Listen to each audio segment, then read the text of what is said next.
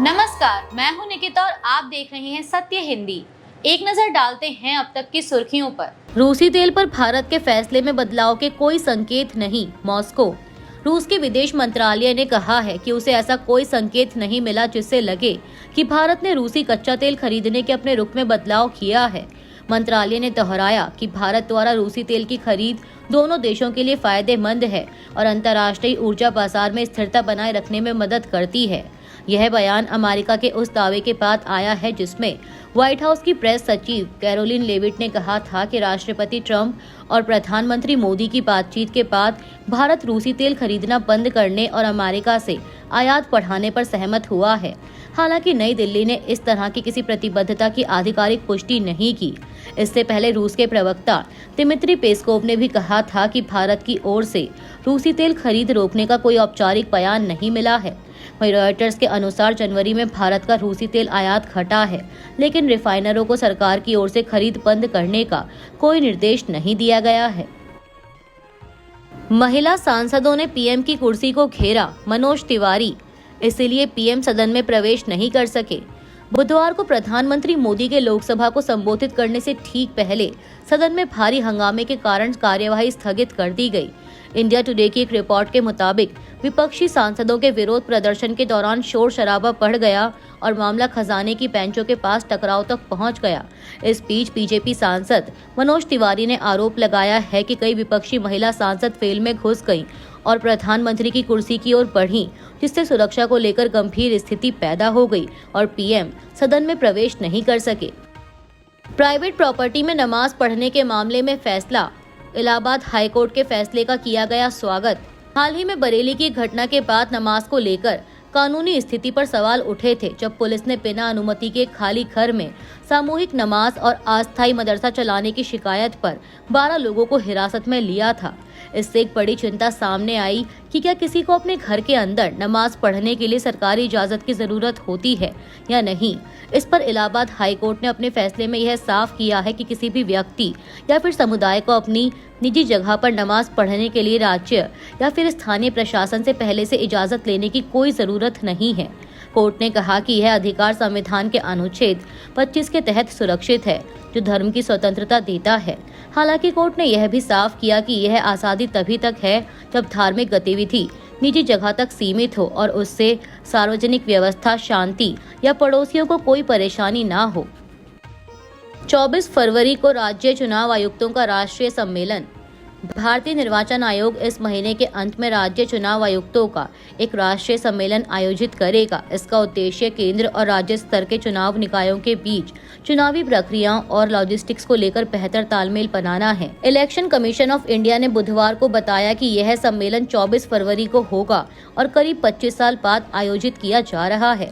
इससे पहले ऐसा सम्मेलन वर्ष 1999 में हुआ था। सम्मेलन में सभी राज्यों के राज्य चुनाव आयुक्तों के साथ साथ राज्यों और केंद्र शासित प्रदेशों के मुख्य निर्वाचन अधिकारियों के शामिल होने की उम्मीद है।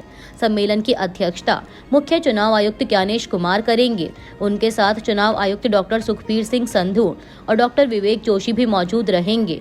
बैठक में मतदाता पात्रता से जुड़े कानून, पंचायत और नगर निकाय चुनावों की प्रक्रिया, इलेक्शन कमीशन ऑफ इंडिया के नए डिजिटल प्लेटफॉर्म ECI नेट और EVM जैसे विषयों पर चर्चा होगी। जनगणना के लिए जाति से जुड़े सवालों पर बोली सरकार। सवालों की जानकारी दूसरे चरण से पहले दी जाएगी।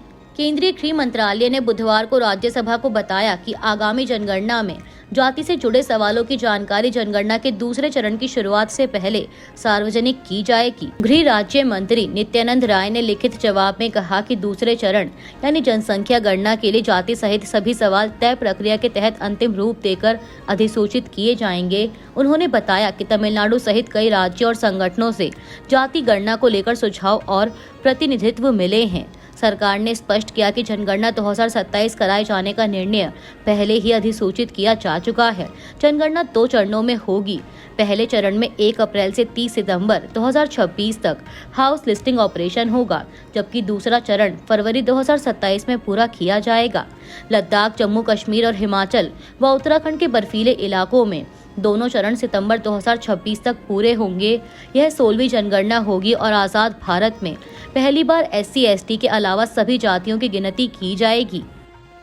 भारत अमेरिका समझौते को लेकर सामने आई एक रिपोर्ट। ट्रंप का कार्यकाल खत्म होने तक इंतजार के लिए तैयार था भारत। अमेरिकी राष्ट्रपति डोनाल्ड ट्रंप द्वारा भारत अमेरिका व्यापार समझौते को बड़ी जीत बताने के बीच ब्लूमबर्ग की एक रिपोर्ट ने अलग तस्वीर पेश की है। रिपोर्ट के मुताबिक मोदी सरकार ने वॉशिंगटन डीसी को बताया कि भारत ट्रेड डील के लिए ट्रंप का राष्ट्रपति कार्यकाल खत्म होने तक इंतजार करने को तैयार है। इंडिया टुडे की रिपोर्ट के मुताबिक यह बात सितंबर 2025 में भारतीय एनएसए अजीत डोभाल और अमेरिकी विदेश मंत्री मार्को रूबियो की बैठक में सामने आई थी। उस समय ट्रंप प्रशासन भारत पर लगातार हमले कर रहा था और भारतीय निर्यात पर 50% तक टैरिफ लगाया गया था। ब्लूमबर्ग के अनुसार डोभाल ने साफ कहा कि भारत को धमकाया नहीं जाएगा और वह कृषि व डेयरी जैसे संवेदनशील क्षेत्रों पर समझौता नहीं करेगा। राहुल गांधी ने संसद में दिखाई नरवणे की किताब। पीएम मोदी पर 2020 चीन गतिरोध में जिम्मेदारी से बचने का आरोप। राष्ट्रपति के अभिभाषण पर धन्यवाद भाषण देने नहीं आए पीएम मोदी। निशिकांत दुबे ने गांधी नेहरू परिवार पर साधा निशाना।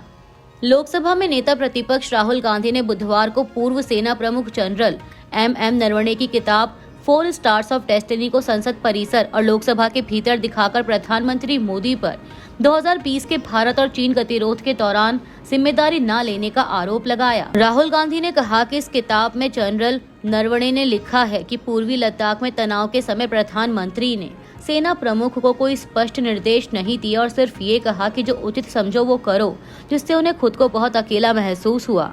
राहुल ने दावा किया कि स्पीकर ओम बिरला और रक्षा मंत्री राजनाथ सिंह ने पहले इस किताब के अस्तित्व से इनकार किया था, जबकि अब वह इसे पार्लियामेंट में पेश कर रहे हैं।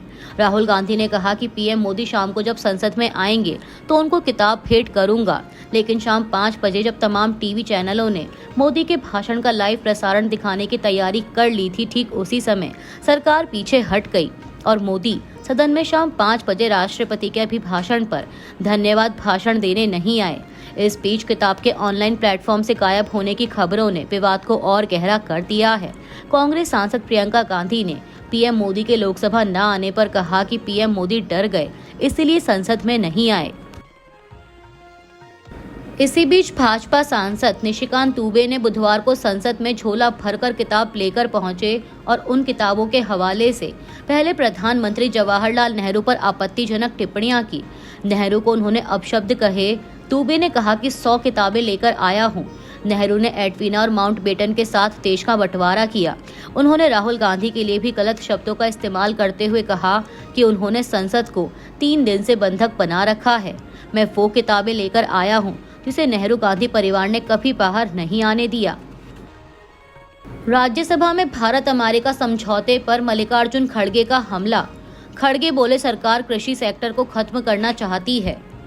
राज्यसभा में विपक्ष के नेता मल्लिकार्जुन खड़गे ने बुधवार को भारत और अमेरिका ट्रेड डील को लेकर सरकार पर तीखा हमला बोला।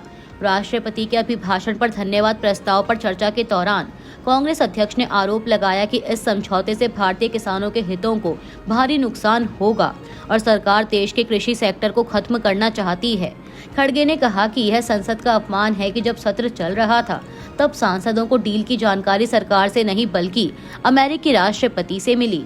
उन्होंने अमेरिकी कृषि सचिव ब्रूक रोलिंस के बयान का हवाला देते हुए कहा कि इस डील से अमेरिकी कृषि उत्पादों को भारत के बड़े बाजार में ज्यादा पहुंच मिलेगी, जिससे अमेरिकी किसानों को फायदा होगा। खड़गे ने सवाल किया कि सरकार किसानों के पक्ष में है या उनके खिलाफ। उन्होंने यह भी कहा कि अमेरिकी आयात पर 0 टैरिफ और भारतीय निर्यात पर 18% टैरिफ भारतीय किसानों को बर्बाद कर देगा।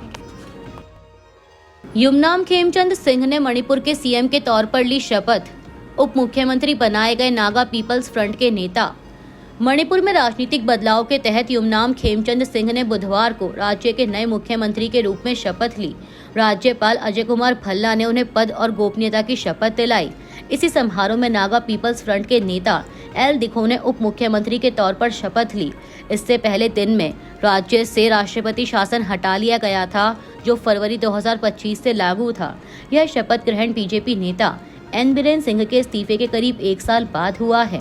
बीरेन सिंह के दूसरे कार्यकाल के दौरान मई 2023 में मैतई और कुकी समुदायों के बीच गंभीर जातीय हिंसा भड़क उठी थी।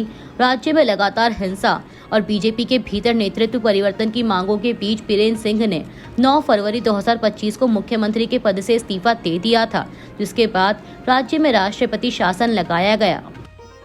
दिल्ली में 15 दिनों में 509 महिलाएं और 191 बच्चे गायब। पिछले एक दशक में दिल्ली से लगभग 2.5 लाख लोग हुए लापता। राजधानी दिल्ली में 2026 की शुरुआत महिलाओं और बच्चों की सुरक्षा के मामले में बेहद चिंताजनक रही है। दिल्ली पुलिस के ताज़ा आंकड़ों के अनुसार जनवरी के पहले 15 दिनों में ही 807 लोग लापता हो गए, यानी रोजाना औसतन 54 लोग गायब हो रहे हैं। आंकड़ों के अनुसार लापता होने वालों में 2/3 संख्या महिलाओं और लड़कियों की है। 1 से 15 जनवरी के बीच लापता हुए 807 लोगों में से 509 केवल महिलाएं और लड़कियां थीं। एडल्ट्स की श्रेणी में 616 लोग लापता हुए, जिनमें 363 महिलाएं और 253 पुरुष शामिल हैं। इसमें पुलिस अब तक 181 को ढूंढने में सफल रही, लेकिन 435 मामले अभी भी लंबित हैं। वहीं बच्चों के गायब होने के आंकड़े भी डराने वाले हैं। इस पखवाड़े में कुल 191 नाबालिग लापता हुए, जिनमें 146 लड़कियां और 45 लड़के थे। इनमें से लगभग 71% का अब तक कोई सुराग नहीं मिल पाया है। इसके अलावा छोटे बच्चे 8 से 12 साल के 13 बच्चे और 8 साल से कम उम्र के 9 बच्चे भी लापता हुए हैं। इन छोटे बच्चों में से अब तक केवल 6 को ही पुलिस तलाश कर पाई है। गौरतलब है कि यह समस्या कोई नई नहीं है, बल्कि एक दीर्घकालिक खतरनाक ट्रेंड बन चुकी है। साल 2025 यानी पिछले साल दिल्ली में कुल 24,500 से ज्यादा मामले दर्ज किए गए थे, जिनमें 60% से अधिक महिलाएं थीं।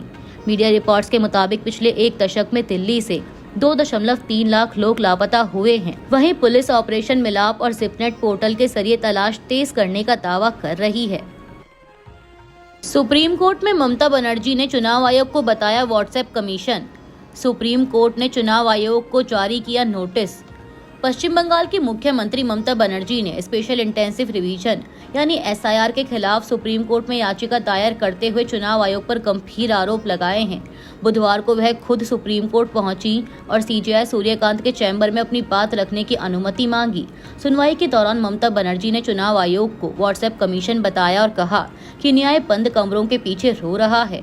उन्होंने आरोप लगाया कि एसआईआर प्रक्रिया के तहत बंगाल में लाखों वोटरों के नाम हटाए जा रहे हैं। ममता के मुताबिक पहले चरण में ही करीब 58 लाख लोगों को मृत घोषित कर दिया गया, जिनमें बड़ी संख्या में महिलाओं के नाम शामिल हैं। उन्होंने कहा कि शादी के बाद महिलाओं का सरनेम बदलने या काम के सिलसिले में बाहर जाने वालों को नाम काटे जा रहे हैं। उन्होंने कहा कि शादी के बाद महिलाओं का सरनेम बदलने या काम के सिलसिले में बाहर जाने वालों के नाम काटे जा रहे हैं।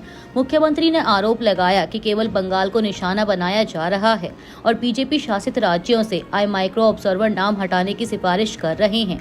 वहीं चुनाव आयोग ने पलटवार करते हुए कहा कि राज्य सरकार सहयोग नहीं कर रही। सुप्रीम कोर्ट ने मामले में चुनाव आयोग को नोटिस जारी कर 10 फरवरी तक जवाब मांगा है। संसद में विपक्ष के हंगामे के बाद संयुक्त किसान मोर्चा यानी एसकेएम ने भी भारत और अमेरिका व्यापार समझौते पर गंभीर चिंता जताई है। लाइव मिनट की एक रिपोर्ट के मुताबिक एसकेएम ने उस दावे की आलोचना की जिसमें कहा गया है कि इस ऐतिहासिक समझौते के तहत कई कृषि उत्पादों पर भारत का आयात शुल्क शून्य कर दिया गया है।